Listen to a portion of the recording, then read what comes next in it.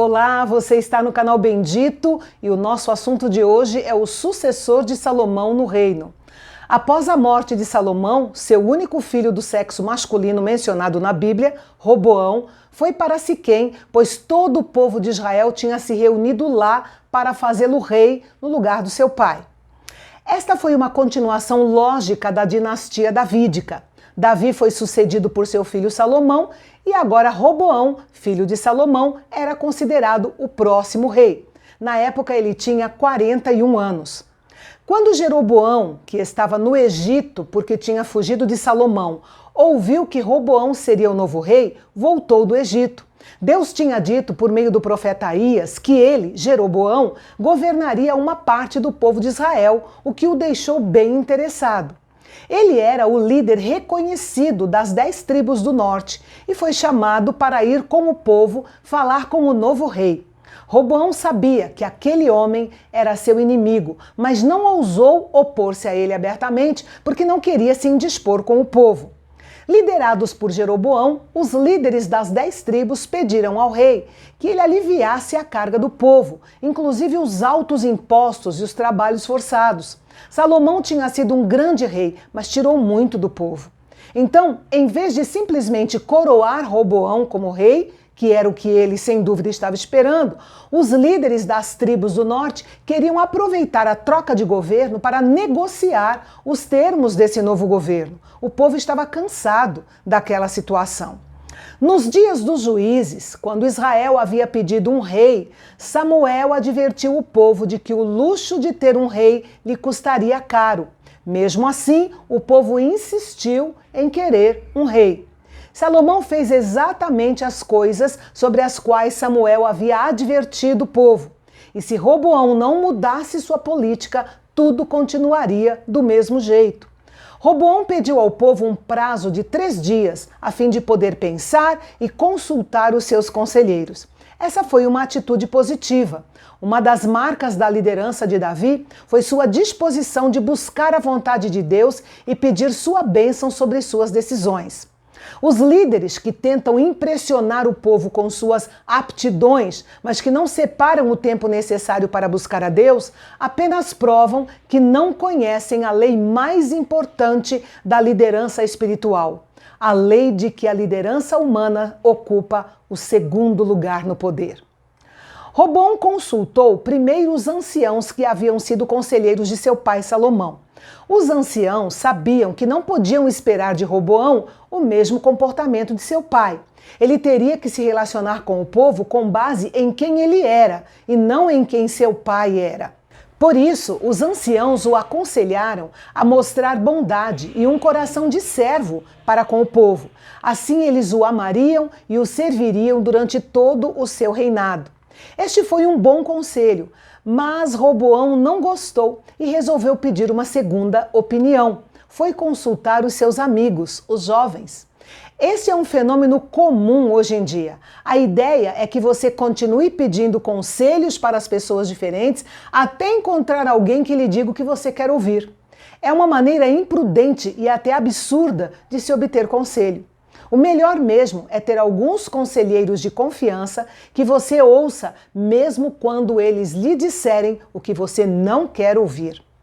Os jovens amigos de Roboão eram muito mais propensos a dizer o que ele queria. Eles aconselharam o oposto do que os mais velhos haviam dito. Sugeriram uma abordagem dura que tornaria Roboão mais temido do que Salomão. Apesar do governo rígido de Salomão, a impressão que se tem é a de que o povo não o seguiu por medo, mas por um senso de visão e propósito compartilhados. Ou seja, eles acreditavam no que Salomão queria fazer e estavam dispostos a se sacrificar para realizá-lo. Acontece que Roboão não apelou para nenhum senso de visão e propósito compartilhados. Tanto com suas palavras quanto com sua atitude, o novo rei deixou claro ao povo que ele era importante e poderoso, enquanto eles eram insignificantes e fracos. Uma mensagem, sem dúvida alguma, perigosa. Veja só, os fundadores trabalharam arduamente e realizaram grandes sacrifícios a fim de começar um negócio ou uma igreja.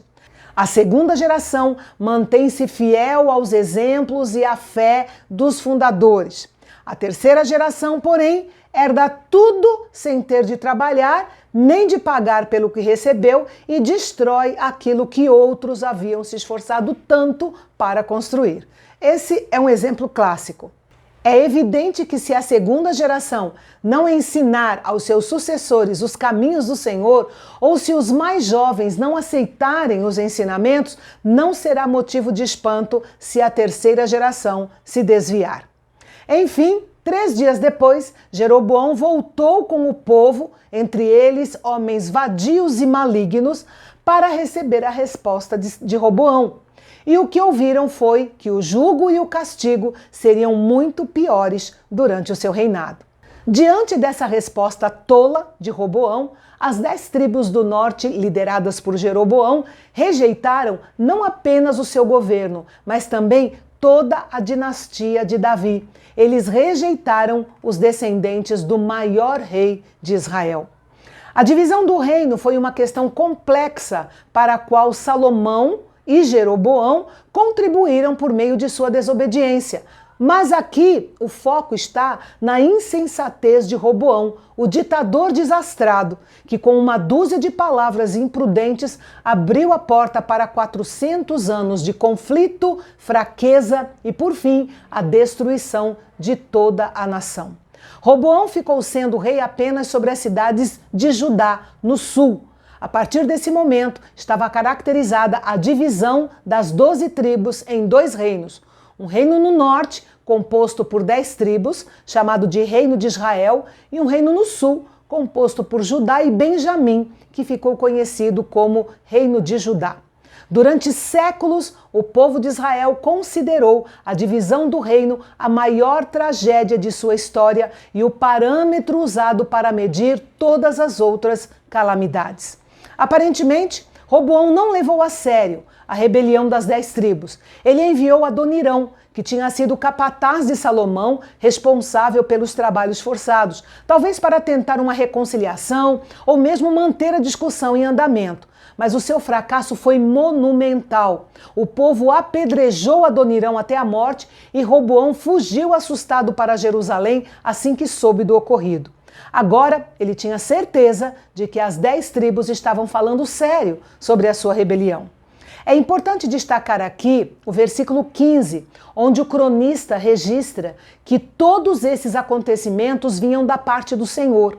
De fato, Deus administrou toda essa série de eventos, mas ele não fez Roboão ter aquela atitude imprudente e pecaminosa. Deus simplesmente o deixou seguir o seu coração, permitindo que ele cometesse os erros críticos que o seu coração pecaminoso queria cometer.